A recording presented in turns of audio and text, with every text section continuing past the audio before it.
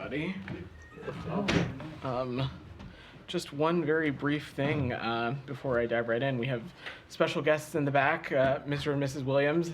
Welcome to the Daily Press Briefing. I would be remiss not to take this opportunity to just talk about how much we love and adore your daughter, how she is the glue that keeps the Daily Press Briefing and the press team together. So thank you for lending her to us and to the Foreign Service.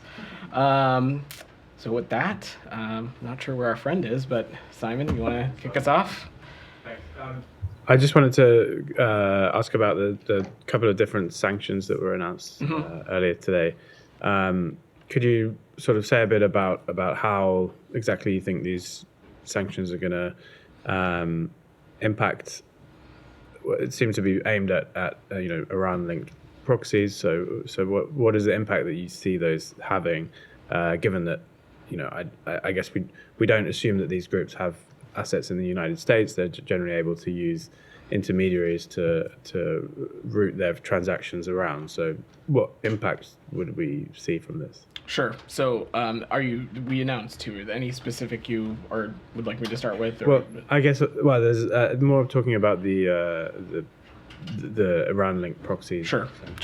So just to take a step back for those who might not be tracking, earlier today, the Treasury Department's OFAC designated one Iraqi airline and its CEO for supporting the IRGC Quds Force and Iran-aligned militia groups in Iraq, Syria, and Lebanon. We're taking this action now because the IRGC Quds Force and the network of group it supports, they pose a significant threat to the Mideast region. For example, KH has claimed credit for a series of drone and missile attacks against U.S. personnel in Iraq and Syria since Hamas's horrific attack on Israel on October 7th. We are committed to exposing and taking actions against individuals and groups that abuse their local economies and engage in illegal activities and support terrorist groups destabilizing the regions. Specifically, though, Simon, you know that sanctions are just one of the many levers at our disposal when it comes to holding Iran and some of its proxies accountable for its activities. Do you have any specific information that these groups that are being targeted do have assets that would be affected, or is it largely symbolic to say we're doing something? I would not say that it's symbolic. As you know, all around the world, our sanctions have, our sanctions have legitimate intangible impacts. For example, the Iraqi airline Fly Baghdad has supported the operations of the IRGC Quds Force and Iran-aligned militia groups by delivering material and personnel through the region. Fly Baghdad flights have delivered shipments of weapons to Damascus International Airport in Syria for transfer to members of the IRGC Quds Force and Iran militia groups on the ground. So this is just an example of just some of the tangible things that are happening that we hope to be able to disrupt through some of our actions like this. Matt? No, I was late, so I'll wait. Okay. Sorry. Leon? The Turkish parliament is set up a vote tomorrow, I think, unless I'm mistaken. Yeah, I think it's tomorrow, on the Sweden tendency to NATO. Do you have a reaction to that? I don't. We will, of course, let Turkey's legislative processes play out before getting ahead of that process. But if you recall, we have not parsed words about how ready we are for Sweden to formally join the alliance. We have long felt that it has met its commitment, and we look forward to this process moving forward. Alex. Thanks, Leon. Back to the sanctions, now I have Russia-related questions. One of the networks that were sanctioned today, Shamlah network, is also operating in Turkey. Have you reached out to Turkish counterparts to ask them to follow suit? We engage with partners regularly, including an important NATO ally like Turkey, but I'm just not going to get into the specifics of our communications and deliberations around our sanctions measures. Thank you. And on Iran, given the fact that Iran's foreign minister has been active card-carrying member of the IRGC. Given today's sanctions and also last week's events, will he be allowed to come to the United States this week to attend the UN? Alex, as you know, visa records are confidential, so I'm certainly not going to be able to speak to that. But I believe what you're referring to is a convening of the UN Security Council, and as you so note, the United States has a responsibility as the host country for the United Nations to allow and facilitate legitimate travel to the United Nations for legitimate business for ministers and members of government that may have business in front of the UN. So I'll just leave it at that. Again, moving to Russia, if I may, Putin apparently today signed an order declaring a 1983 sale of Alaska to the United States as illegitimate, quote unquote. Do you have a response to that? Let me just understand that he signed something today that said the sale of Alaska is illegitimate. Right. Well, I think I speak for all of us in the U.S. government to say that certainly he is not getting it back. Are you So, speaking for Secretary Seward? No? Saeed, Come back to you later. I'll come back to you later. Saeed, go ahead. The Palestinian issue. Sure. Are you aware of a Palestinian American teen that was killed by the Israelis, 17-year-old Tawfiq Abdul Jabbar? And if you are you doing anything about that? Thanks for your question, Saeed. So we are aware and we are devastated about the killing of 17-year-old U.S. citizen Tawfiq Abdul Jabbar in the West Bank. We continue to engage closely with the government of Israel to ascertain as much information as possible, and we have called for an urgent investigation to determine the circumstance of his death and accountability be met as appropriate as well. We also have been clear for quite some time over the tragic escalation in violence in the West Bank and call on all parties to avoid escalations. I will also just note Chief of the Office of Palestinian Affairs, George Knoll, had the opportunity to visit with the family and offer condolences, and will plan to continue to stay in touch with them over the course of this process over this tragic loss. Our embassy in Jerusalem also has been in touch with the family and is providing all appropriate consular services. But you don't know under which circumstances he was killed. I'm not able to speak to the circumstances around his death at this time, but we have asked for the government of Israel for any and all relevant and pertinent information, and we have asked that they conduct an investigation into what transpired as well. A couple of other things. It's the U.S. News and World Report is reporting that 16,000 children, women and children have been killed in Gaza. Does that have anything to say about that? Does that really doesn't hold you back and doesn't stagger your perceptions of what's going on in this war? Of course, Saeed. Of course. Don't take my word for it. Take the secretary's word for it, who has quite clearly spoken about the sheer impact on Palestinian civilians that this conflict has had, not to mention the impact that it has had on the most vulnerable in those circumstances, including women and children. I will say again that we believe Israel has a moral and strategic imperative to take all possible precautions to avoid civilian harm as it conducts this operation.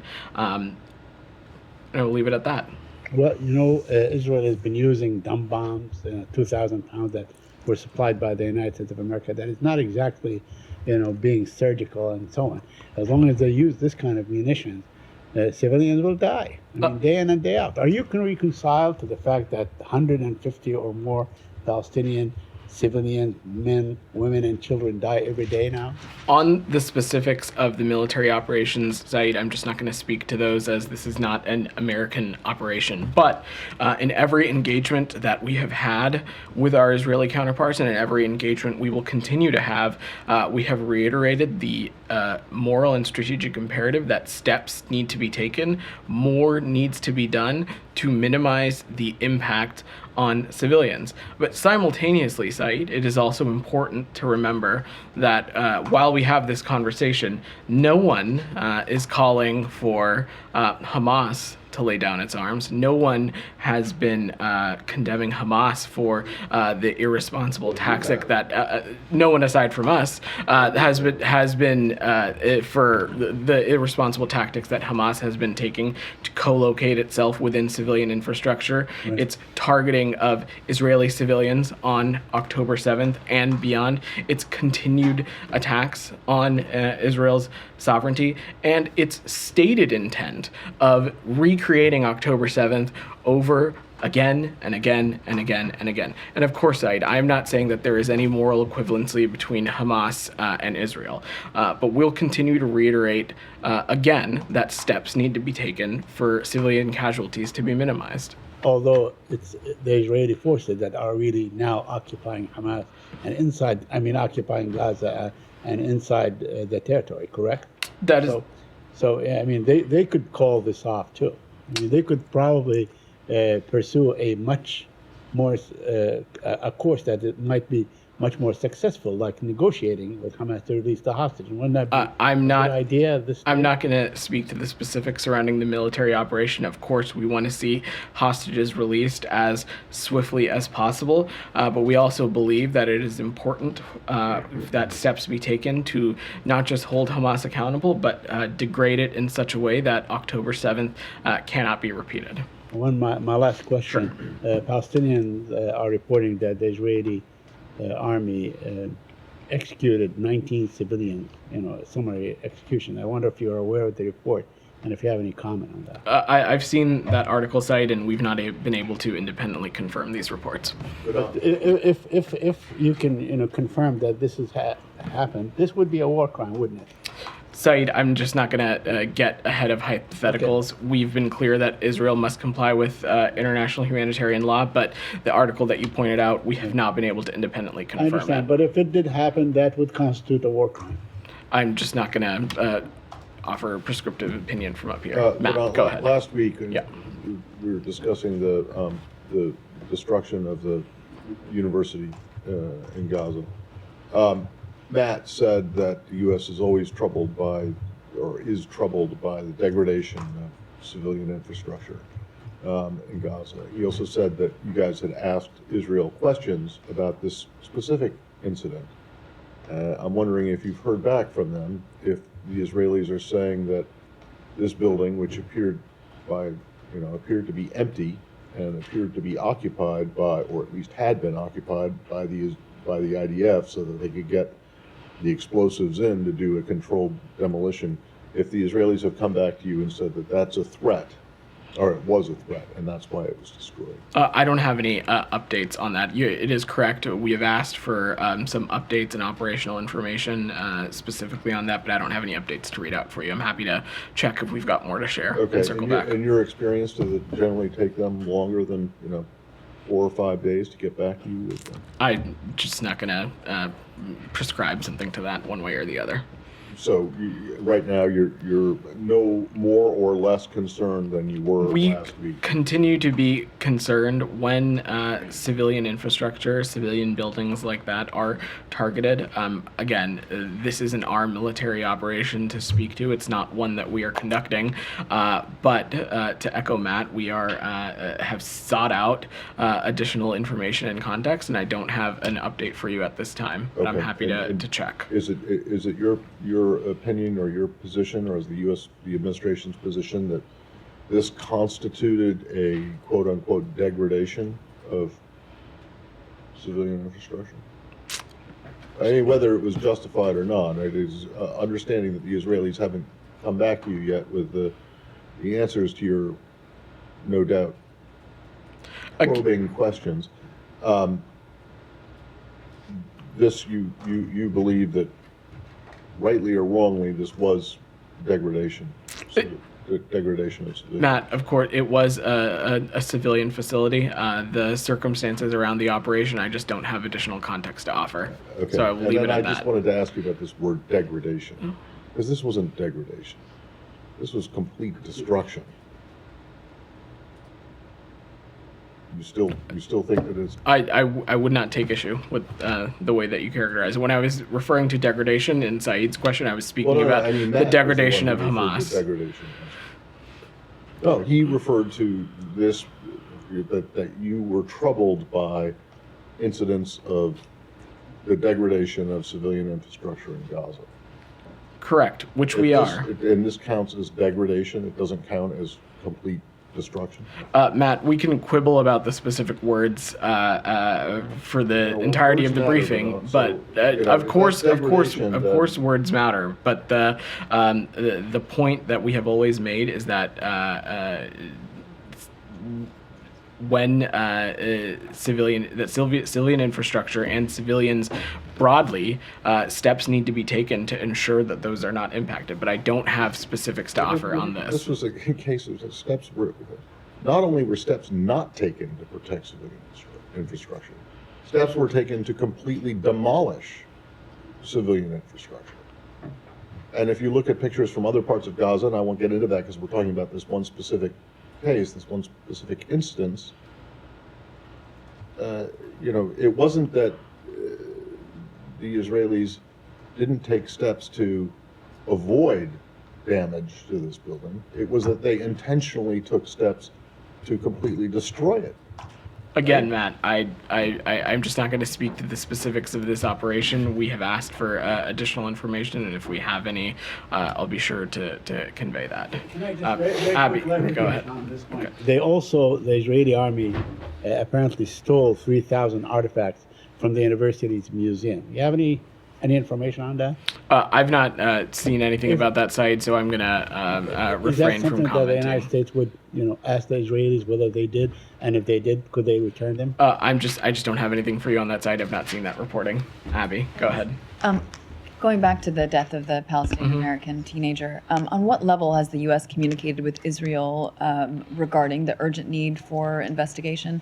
Has the secretary spoken with his? We engage with the Israelis regularly at all levels. I don't have any calls from the secretary to read out. As I said, George Knoll, the chief of the Office of the Palestinian Affairs in Jerusalem, had the opportunity to visit the family, as well as the members from the U.S. Embassy in Jerusalem have been in touch with the family. And we, of course, will continue to remain in touch with the government of Israel about this, as I said. And I have a separate question. Do you have any update on the number of Americans who've been killed in Gaza and the number who've been injured? Sure. So I don't have an update on the numbers that have been injured, but as a result of continued violence after October 7th, we can share that confirm the deaths of 23 American citizens, 21 who have served in the IDF, one who served in the Israeli National Police, as well as the recently reported death of Mr. Jabbar as well. And in the course of Americans who have left Gaza and gone into Egypt, can you say how many of them you've seen be injured as a result of what's taking place in Gaza? I don't have any metrics to offer on that. Are you aware of any Americans who are on, or any Americans who are on the list trying to get across into Egypt who are injured and awaiting hospital treatment? I would not be able to speak to such specificity about individual circumstances given privacy. What I can say is that since the conflict, we have been able to aid 1,400 American citizens, LPRs, and eligible family members be able to safely depart Gaza. And this is something we, of course, will continue to work around the clock towards. Camille. Thanks, Vedant. Just going to what President Biden told reporters last week after his conversation with the Israeli Prime Minister, he said that there are a number of types of two-state solutions there's a number of countries that are members of the UN that don't have their own militaries. I'm just seeking clarification on whether this is the US like saying that it is willing to accept a Palestinian state that doesn't have sovereign control over its own military, de facto its own security and its own borders. Is that the case? So look, Camille, in the conversation around our ongoing work for a two-state solution for the creation of a Palestinian state, the specifics around what that looks like is to be determined by the direct parties involved. It's not for the United States to be prescriptive at this time about what those conditions could look like. The president is absolutely right. There are a number of scenarios that exist out there, but again, right now what we're focused on is ensuring that steps are being taken to get us towards that conversation for when this conflict in Gaza ultimately ends. And regardless, we believe and we know that there is convergence with us and many in the Arab world that a two-state solution, specifically the creation of a Palestinian state, is key to regional security, regional prosperity in a long-term sense, something that we believe will help get us out of this constant cycle of violence. And also just to follow on that, the Israeli Prime Minister put out a statement this weekend after the president's comments saying, and this is translated from the Hebrew, "My insistence is what has prevented over the years the establishment of a Palestinian state that would have constituted an existential danger to Israel. As long as I am Prime Minister, I will continue to strongly insist on this." Would you agree that that sounds a lot like an Israeli leader who is not willing to work with anyone on the establishment of a Palestinian state? I'm just not going to characterize the Prime Minister remarks, and we'll use this opportunity to echo what you've heard Matt and the Secretary say as well, which that there exists a historic opportunity for Israel to deal with the challenges it has faced since its founding, and an opportunity to take steps that we believe will ultimately lead to greater peace, greater stability, greater integration in the region, something that we believe can address the needs of the Palestinian people while also addressing the very legitimate security concerns that Israel has grappled with since its founding. Nick, go ahead. Separate topic. Yeah. There are allegations Senator Menendez took bribes from Qatar. Over the weekend, separately, new reports the Qataris led a campaign to discredit Republican senators trying to designate the Muslim Brotherhood. Does state have any concerns about these allegations against the Qataris? Have they been relayed to the Qataris in any way? I'm just not going to comment on this, as this involves an active Department of Justice matter.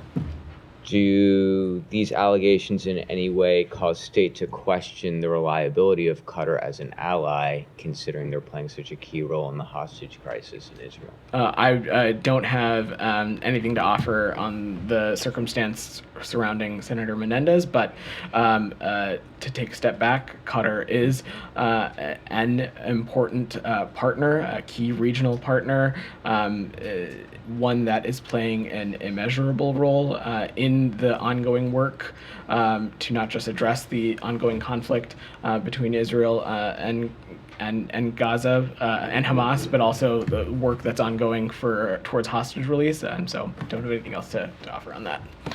Go ahead. U.S. government is sending every day $8 million. I'm sorry, you're going to need to speak up. I'm having a hard time U.S. speaking. government is sending every day $8 million to Afghanistan. Meanwhile, based on the recent report by the UN mission in Afghanistan, Taliban have detained women in Afghanistan based on their ethnicity, mostly Hazara and Tajik women.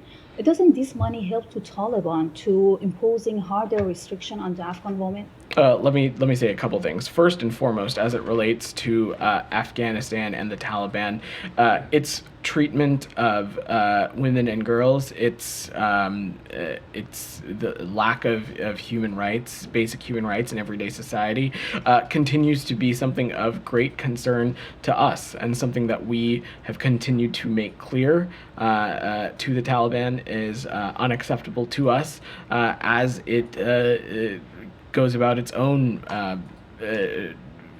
desired journey for legitimacy.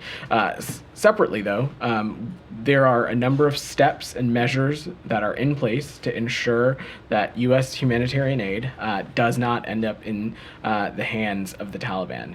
We work closely with trusted NGOs and other entities who we've had long-established relationships with, and there are measures and vetting and other processes in place to ensure that the hard-earned money from the American taxpayer does not end up in the hands of the Taliban.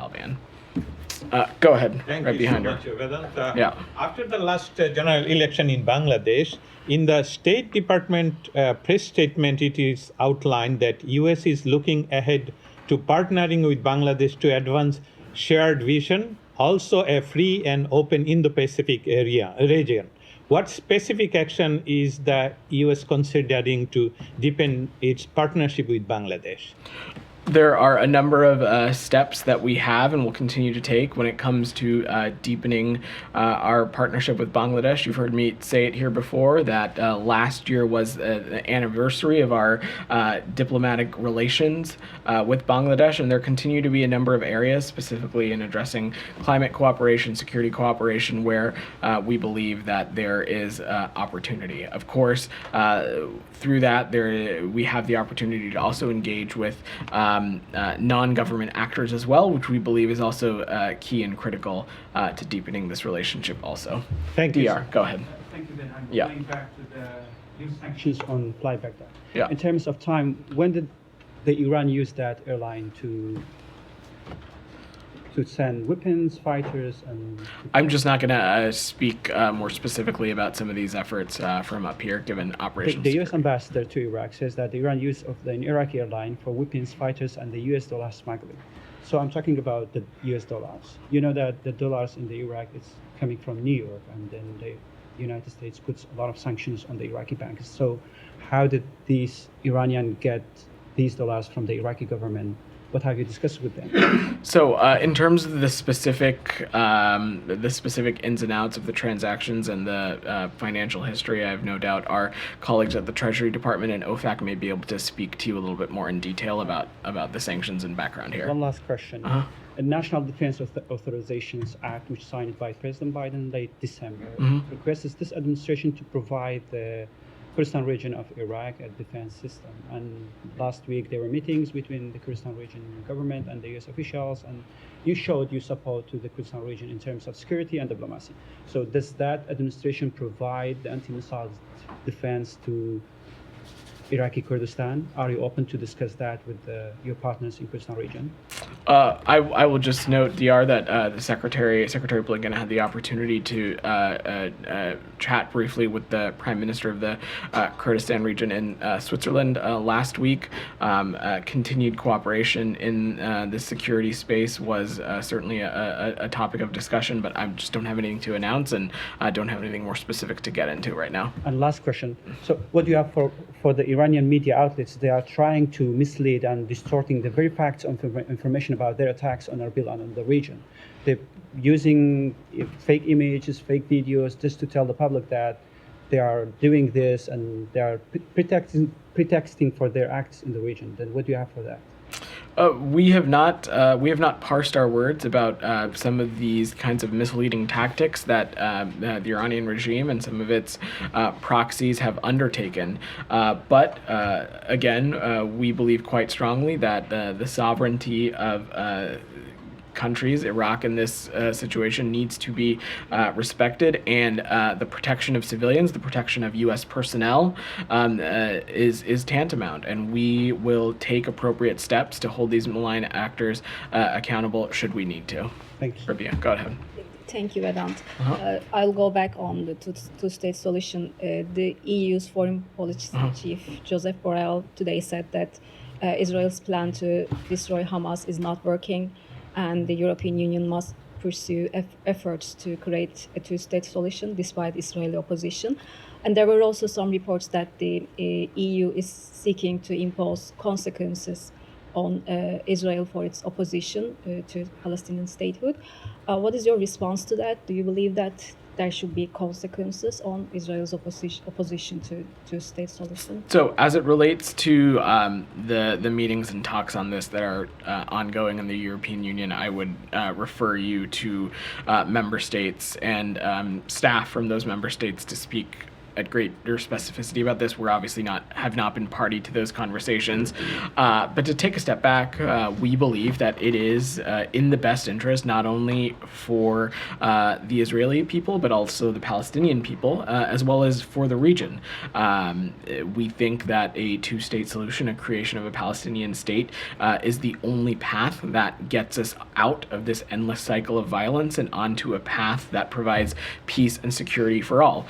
We will continue to work towards that goal, of course, in close coordination with our EU partners and other partners in the region.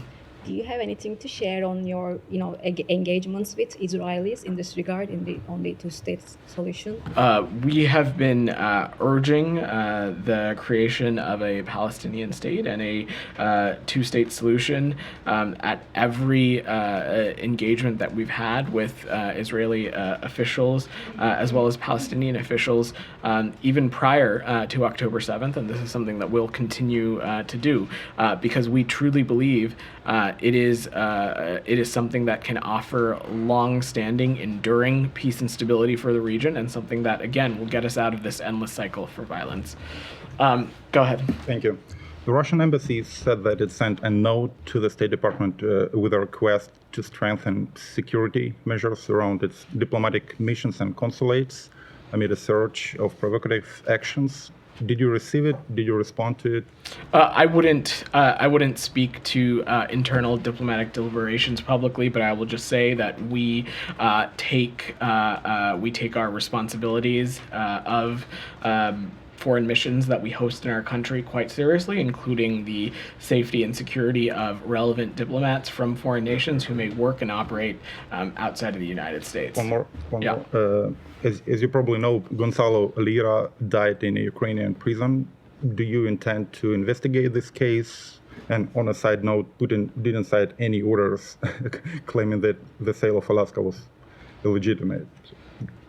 Just to clarify. Maybe you and Alex can talk about it after class. Hash this out. I'm not aware of that case. I really would refer to Ukrainian authorities to speak to that. Ksenia, go ahead. Thank you. President of Serbia, Alexander Vučić, said today that he spoke to Assistant Secretary of State James O'Brien concerning Kosovo Central Bank decision to eliminate the Serbian dinar in Kosovo. What steps, if any, is the United States going to take to prevent the Kosovo Central Bank from suspending the Serbian dinar on February 1st? Ksenia, I'm going to have to check back on that. Let me check with the team and I'll get back to you. All right. Go ahead in the back. Yeah, you. Hello. The first question regarding to the Qatar, we have been reading and listening comments from Israeli leaders that Qatars are involved with Qatar's leaders and Qatar as a state is involved with Hamas, allies with Hamas, and they must be punished. How much U.S. agree or disagree that is Qatar involved with Hamas, not just in October 7th, but in the all the process of Hamas operations. This is the first question. Second question, why the USA disagree with this international court trail? If you are assured that Israelis are very innocent, they are very moral, they don't do something wrong over 100 days, they are amazing, they don't do anything wrong. So why you are afraid that you go to this trail if you are assured that they are innocent? Can you justify or explain why you are worried or afraid that Israel subject to the trail? The last question is related to the Houthi. Do we expect that USA could escalate their operation against the Houthi until invading Yemen or like do like an escalation in terms of bombing Yemen, or like they are just going to do some small operation, even the Houthi like doesn't care about what are you doing? Let me work Three backwards. questions. There are three. Thank you. I heard you. Let me work backwards. First, as it relates to the Houthis, the United States is not interested in any escalation, but it is never acceptable for malign actors to target international vessels, to target legitimate commerce that is flowing through the Red Sea. We're talking about international waters that allow 30% of global container shipping to flow through those waters, 15% of seaborne trade. This is a waterway that is vital, and we will always take appropriate steps to hold those accountable that put things like legitimate commerce, civilians, U.S. personnel in harm's way. But no invasion. No. Number two, let's to your question on the ICJ. I think you are taking our comments a little bit out of context. What we have been clear about is that the accusation that Israel is committing genocide, we believe that accusation is unfounded. That being said, we have not hesitated to make clear, and I did so at the beginning of this press briefing, which I will add you were a little late to, that Israel has a moral and strategic imperative to take additional steps to ensure that impacts on civilians are minimized. But if they did, we have been very clear that more steps need to be taken, and that the toll on Palestinian civilians and the lives that have already been lost are far too many. And then what was your first question? First question related to the Qatar, like I wish Yes, if you can make so it clear, like because Ben Gvir and he's I will just say that as it relates to Qatar, they are a key regional partner and an important relationship that the United States has in the region, and they have been an important conduit to a lot of the work that we are doing as it relates to the conflict in Gaza, as well as other regional priorities as well. Go ahead. So, new Polish Prime Minister Tusk is in Kiev today, and he pledged further assistance in the form of financing to purchase weapons, and announced a reset of relations. Do you have a reaction to that, given the halt of U.S. assistance and the European sides? At least there's no sign of stopping that.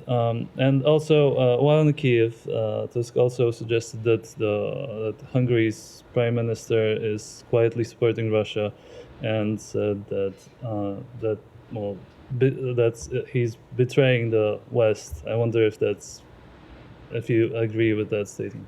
On the second one, I don't have anything to offer on that. Hungary is a important NATO ally. As it relates to the first part of your question, we of course welcome our Polish allies taking steps, and really any country taking whatever steps that is feasible within their systems to continue to support our Ukrainian partners. As it relates to the United States, you heard the Secretary talk about this last week. It is so imperative that Congress act as swiftly as possible so that we can continue to advance our own national security interests by supporting our Ukrainian partners. And to echo Secretary Blinken, there is no secret pot of money here. We need to work with Congress to get this done.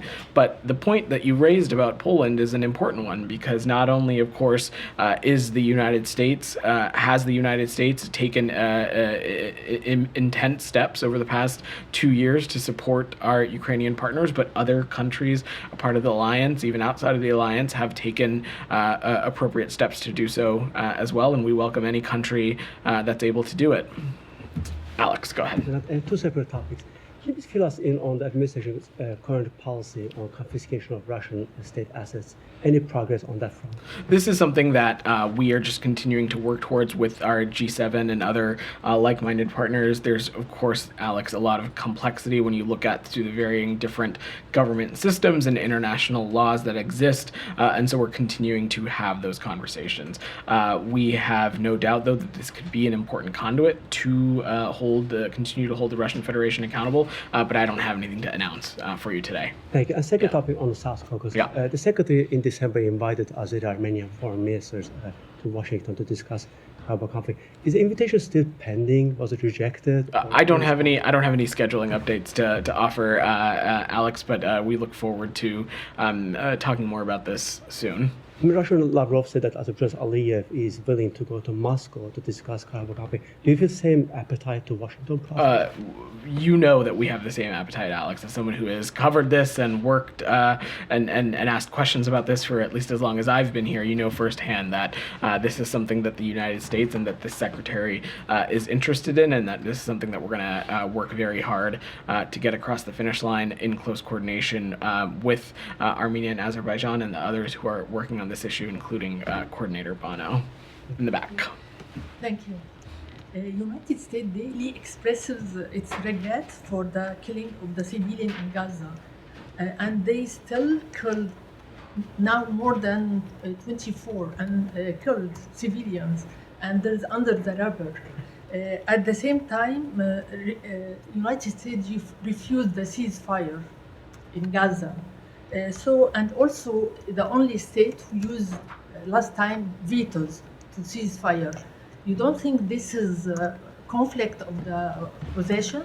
It's not, because a ceasefire is not a policy that we're pursuing, because we believe that important steps need to be taken to degrade Hamas so that it cannot carry out the October 7th attacks over and over and over again. That's not hyperbole. That's not me up here exaggerating. That's the stated intent of Hamas. They want to conduct October 7th every day if they had the opportunity to. And so currently Israel is conducting an operation to take steps to degrade Hamas so that it cannot do that. And we believe that that is something that they must and should do. Simultaneously, we believe that there is a moral and strategic imperative to to take steps so that civilians are not impacted at the rate that they have been. But while we have this conversation, let's not forget that over the course of this, it is Hamas that has been co-locating itself with civilian infrastructure. It is Hamas that has been using facilities like schools and hospitals and apartment buildings as headquarters, co-locating itself within civilians. So we shouldn't lose sight of that also. One other, go ahead. No, behind you. Go ahead. Thank you. Yeah. Let me go back to the Treasury sanctions on Iranian-backed militias. How much do you believe the sanctions on Iranian-backed figures and militia groups are impacting their abilities? Because they say we don't have any assets in the United States, and Iran and its backed militias use different tactics to evade sanctions. Well, the important thing to remember here also is that sanctions are not the only steps that we have at our disposal, but we also believe that our sanctions are a vital tool against those who try to misuse not only their own economic systems, but also try to subvert the U.S. Financial systems as well. I already offered an example of how Fly Baghdad had been working closely with the IRGC already. Okay. All right. Thanks, everybody. I just want to last and possibly least. I noticed that it is now past halftime at the football match in Ivory Coast that the Secretary is going to, and Equatorial Guinea is beating the hosts 1-0.